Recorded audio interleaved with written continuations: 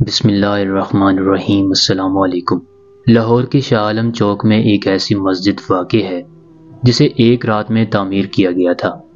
اس مسجد کی اتنے قلیل وقت میں تعمیر کی وجہ اور واقعہ بھی انتہائی دلچسپ اور ایمان افروز ہے۔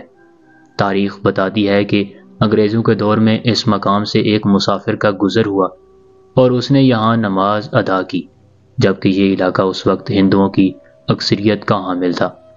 ہندوؤں کو یہ برداشت نہ ہوا اور انہوں نے ہنگامہ آرائی شروع کر دی۔ معاملہ عدالت تک جا پہنچا اور وہاں ہندوؤں کا موقف تھا کہ اس جگہ پر مندر تعمیر ہوگا، جبکہ مسلمان یہاں مسجد تعمیر کرنا چاہتے تھے۔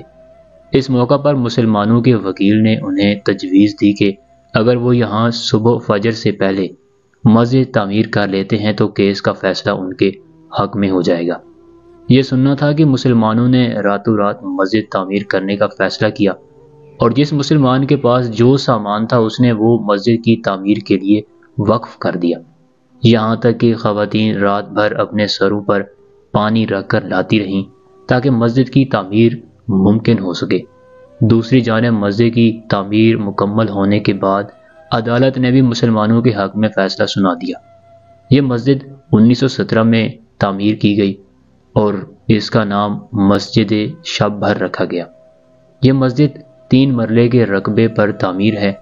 علامہ اقبال کو جب تیسرے روز اس مسجد کی تعمیر کا پتہ چلا تو آپ یہاں تشریف لائے اور بہت خوش ہوئے، اور یہی وہ موقع تھا جب انہوں نے یہ مشہور شعر کہا: مسجد تو بنا دی شب بھر میں، ایمان کی حرارت والوں نے، من اپنا پرانا پاپی تھا، برسوں میں نمازی بن نہ سکا۔